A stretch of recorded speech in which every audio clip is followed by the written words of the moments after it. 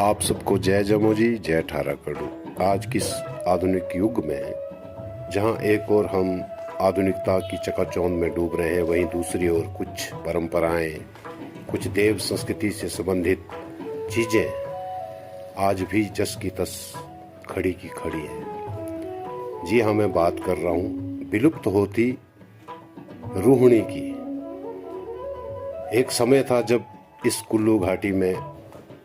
धान के जो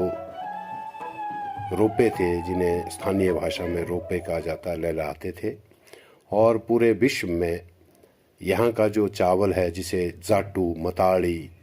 चीनी धान इत्यादि नामों से जाना जाता है, पूरे विश्व में प्रसिद्ध थे, विख्यात थी ये कुल्लू घाटी धान के लिए, चावल के लिए। आज धीरे धीरे हम खेतीबाड़ी से बागवानी की ओर अग्रसर हुए, तो इस परिवेश में जहाँ एक ओर हम बागवानी की ओर अग्रसर है, कुछ परिवार जो अपनी देव परंपराओं का निर्वहन आज भी उसी रूप में करते आ रहे हैं। आज मैं आपको ले जा रहा हूँ हमारे कुल्लू जिला के बड़ा गांव में, जहाँ पे जमलू महाराज के रोपे में रोहिणी का आयोजन आज भी उसी परंपरा से किया जाता है। तो चलिए देखते हैं कैसी होती है हमारी पारंपरिक रोहिणी।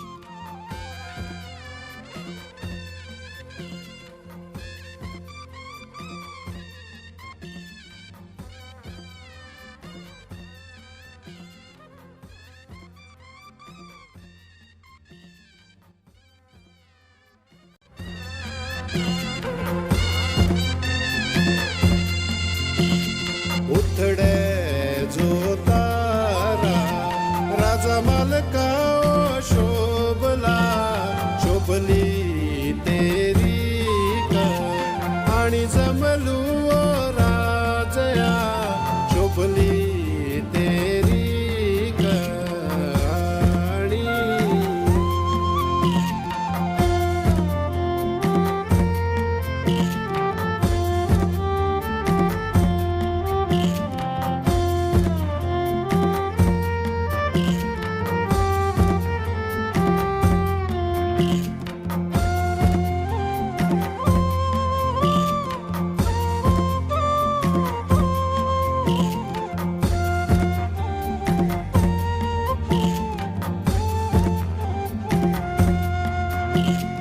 उथड़े जो तान हुआ मन का परकट हरा दिन करड़ू सेंगे पानी जंबलू राजया हरा दिन करड़ू आनी।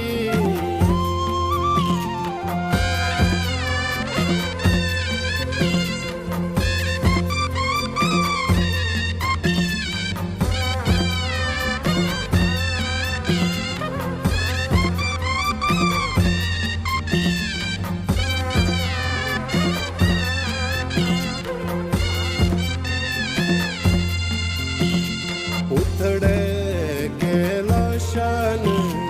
हंसे पूजू आमटे कलसा बड़ी रानी संभलू राजया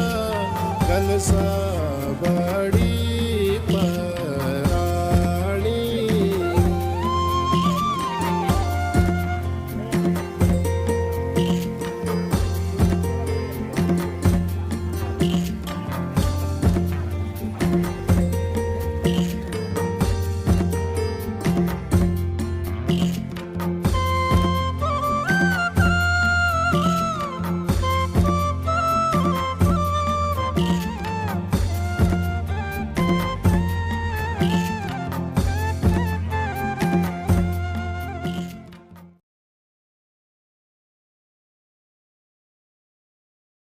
ये जो हमारी रूणी की परंपरा जो ये सदियों से चली आ रही है हमारे पूर्वजों से लेकर,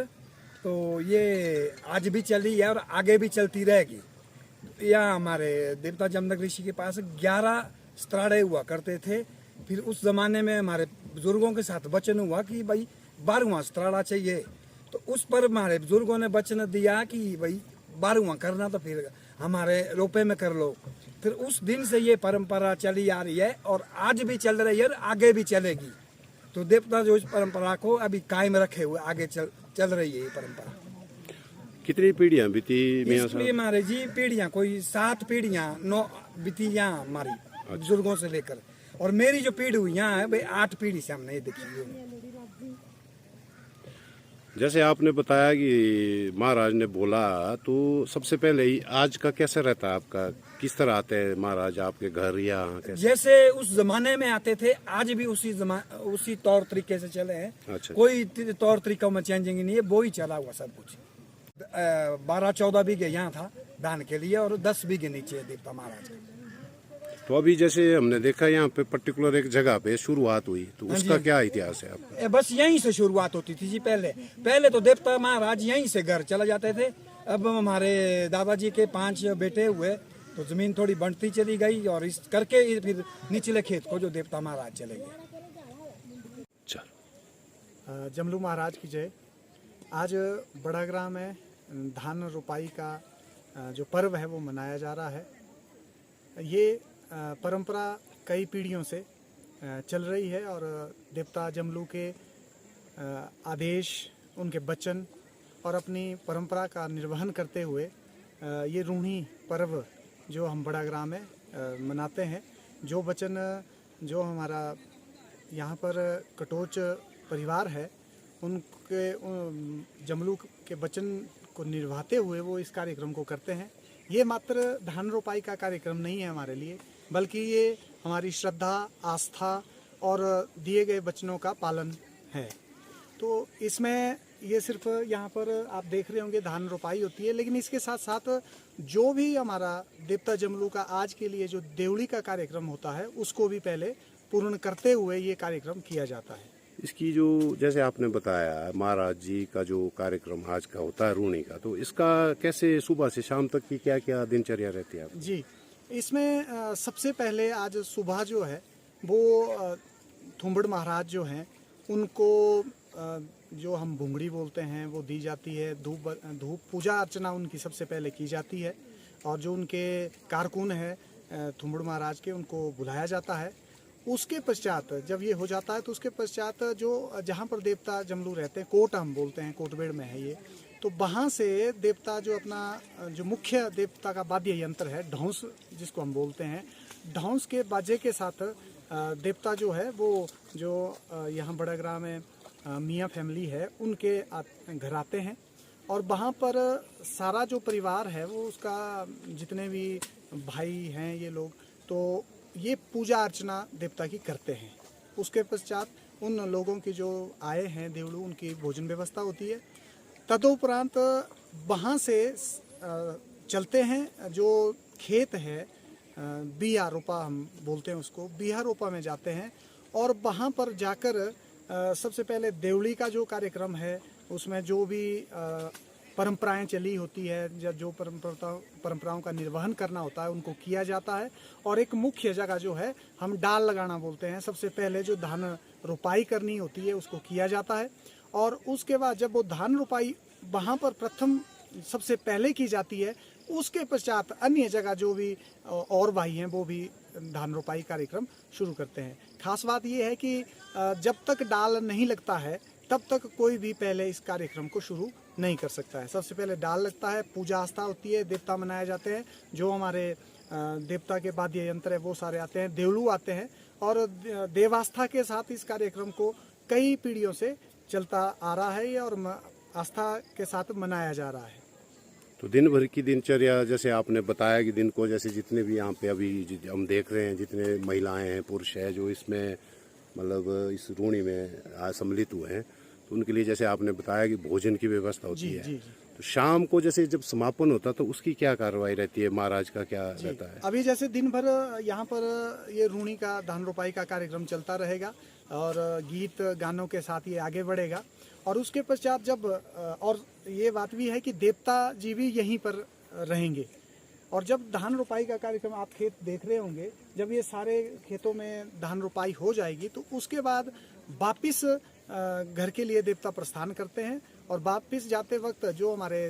देवी सिंहासनी है, देवता जमलू है, उनके देवगृह में जो ये हमारा धान की जो डाली है वो वहाँ पर अर्पित की जाती है। उसके पश्चात जो देवता के जो परंपराएं हैं उसके मुताबिक कार्य करते हुए सभी जितने भी लोग हैं उनको भोजन करवाया जाता है और जो इस दिन जो भी हमारे जो मियाँ परिवार के जो लोग हैं उनकी ध्यान है उनको भी आमंत्रित किया होता है, तो वो सब लोग जो है आज होते हैं और शाम को भोजन व्यवस्था सभी को की जाती है। उसके बाद महाराज फिर अपने उसके पश्चात महाराज जी जो है अपने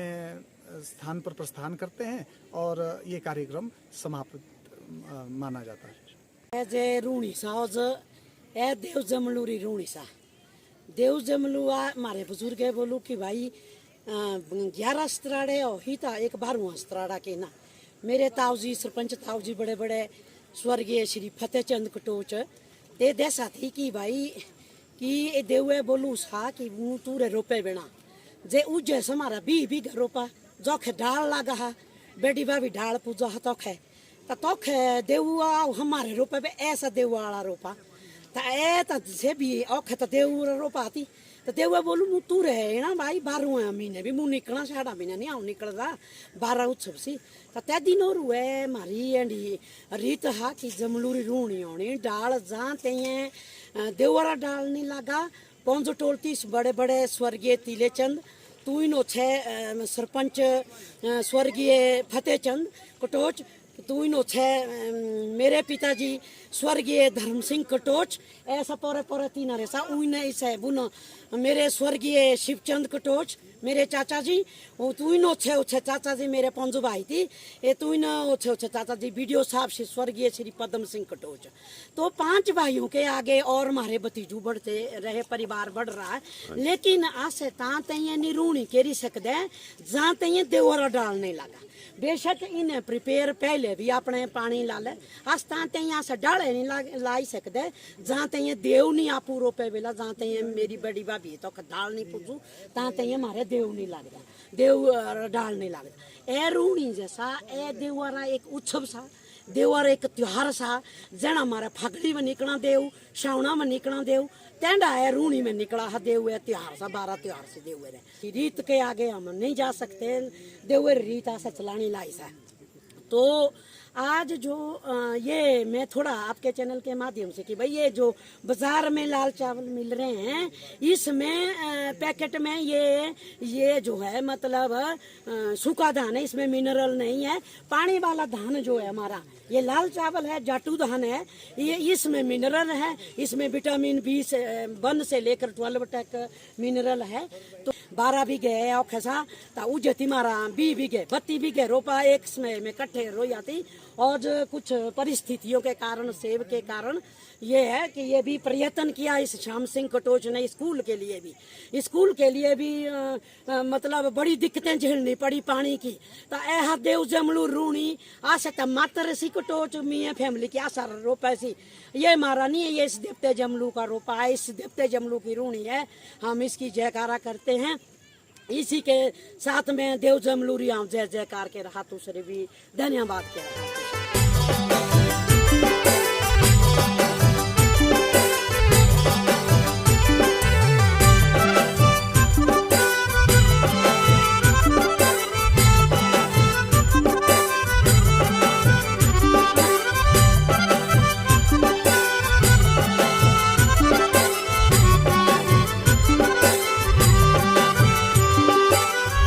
ऋषि जमलू तेरी जय जयकार ऋषि जमलू तेरी जय जयकार ओ तेरी जय जय ओ तेरी जय जय ओ तेरी जय जय ओ तेरी जय जय ओ तेरी जय जयकार मारे देवा तेरी जय जयकार मेरे ऋषिया तेरी जय जयकार